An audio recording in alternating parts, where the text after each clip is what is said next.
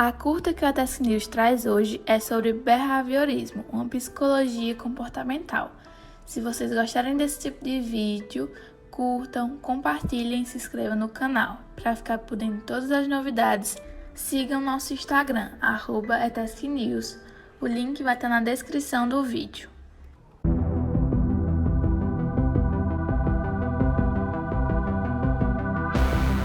No início do século XX, a psicologia se mostrava fortemente atrelada a conceitos muito além de análises empíricas significativas. Conceitos como introspecção, mente e self não exprimiam um fator observável que pudéssemos analisar e generalizar. Com a brusca quebra nessa formulação, a corrente behaviorista se propusera até então na construção de uma psicologia mais científica, abandonando conceitos quase metafísicos que se mostravam além da percepção e também da tentativa infértil de colocar sentido nas ações humanas, mudando o para que agimos pelo como agimos. Pois dar objetivos e motivações ao comportamento humano é como dar uma explicação do para que o vento sopra, o que está além de qualquer sensatez racional.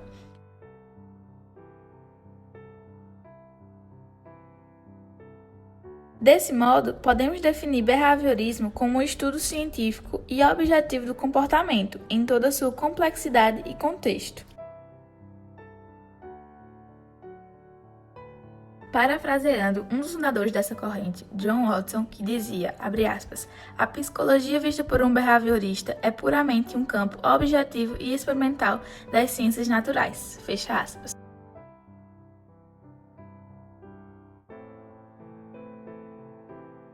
Antes da fundação oficial do behaviorismo, por parte de John B. Watson, algumas outras figuras se mostraram bastante importantes, até essenciais para a consolidação dessa corrente de pensamento. O psicólogo Thorndike propôs uma teoria que viria a influenciar as ideias de grandes teóricos behavioristas. Essa teoria recebeu o nome de Lei do Efeito. Segundo Thorndike, se um comportamento é seguido por uma resposta positiva, ou seja, uma resposta agradável, esse comportamento será fixado e irá se repetir futuramente. Porém, caso certo comportamento seja seguido de uma resposta aversiva, o comportamento será erradicado e não voltará a ocorrer. No ramo mais experimental, o fisiologista russo Pavlov foi de suma importância para a fundamentação do que posteriormente seria chamado de condicionamento clássico. Seus experimentos eram voltados para análise na reação estímulo-resposta, onde, em um ambiente controlado, um dado estímulo e sua dada resposta era estudado isoladamente. O exemplo mais famoso é o do cão de Pavlov, onde ele estudava a salivação de cães quando colocava pedaços de carne diante dos animais. Nesse caso, o estímulo, que seria a carne, gera como resposta a salivação do cão.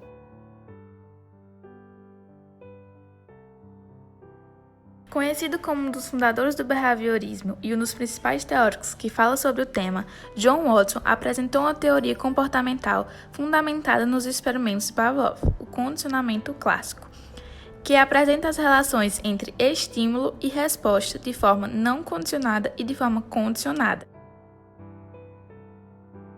As relações não condicionadas são aquelas onde a resposta é inerente ao organismo, de acordo com certo estímulo.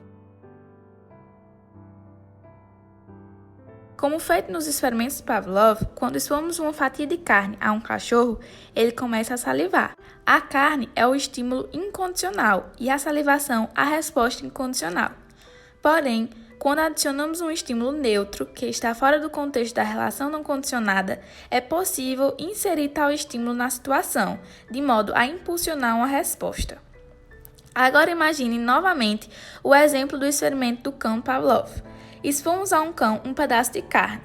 Agora, imagine que toda vez que tocarmos um sino, fosse entregue uma fatia dessa carne ao cão. Repetindo isso várias vezes, é observável que somente ao tocar o sino, mesmo sem a presença da carne, o cão começa a salivar.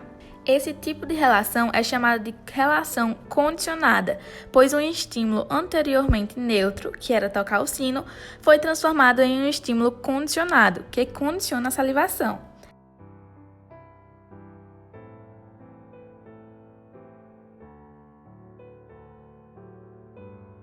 Mas o Watson não se limitou apenas a estudar o condicionamento animal. Não. Um dos seus experimentos mais famosos foi o pequeno Alfred, onde ele segue a máxima de Locke para se guiar, que diz, abre aspas, o ser humano nasce como uma folha em branco, fecha aspas. Dessa premissa, ele realiza o seguinte experimento. Ao apresentar alguns animais a um bebê, partindo do pressuposto que ele nunca tivera contato com nenhum, é observável a ausência de medo ou alerta diante das criaturinhas, ratos, cachorros, gatos e etc. Porém, agora imagine que ao apresentarmos um animal, um ratinho branco, por exemplo, emitimos um som alto e repentino, que assusta o bebê. Ele chora, mas logo se acalma. Agora, repetindo essa sequência de apresentar o ratinho e emitir o som, chegará o momento que somente o ratinho será suficiente para o bebê se derramar em lágrimas.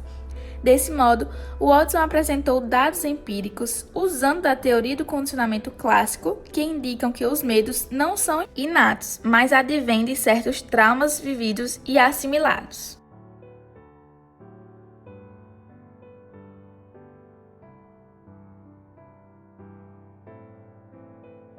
Uma figura bastante famosa nos ramos da psicologia e pedagogia é Skinner. Ele foi um filósofo e um psicólogo que sofreu a influência dos trabalhos de Thorndike e de John Watson para toda a consolidação do seu trabalho. Ele fundamentou a teoria do condicionamento operante, onde a resposta simplesmente ocorre seguindo um histórico de nossas vivências e em fatores genéticos do organismo, diferente do condicionamento clássico, onde a resposta é extraída através de estímulos sensoriais.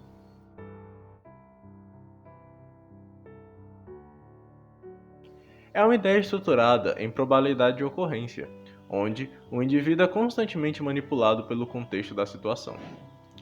Nessa teoria é apresentado o conceito de modelagem comportamental, que consiste na construção de comportamentos complexos a partir de comportamentos mais simples. Para tal, é introduzido o conceito de reforço. O reforço nada mais é do que uma resposta induzida, de modo a prever e controlar o comportamento.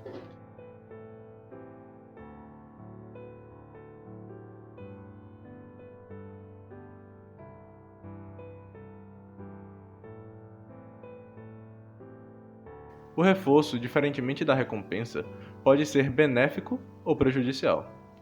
Os reforços benéficos nada mais são do que uma resposta positiva a dado comportamento, algo que agrade a pessoa de modo a tornar mais provável que ela repita o comportamento.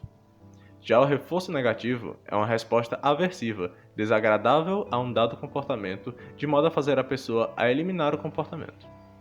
Porém, diferentemente da lei de efeito proposta por Thorndike, o comportamento não desejado não irá se extinguir, podendo voltar a ocorrer novamente, o que torna o reforço prejudicial mais imprevisível que o benéfico, pois não ensina o comportamento que se deseja e pode adicionar como consequência.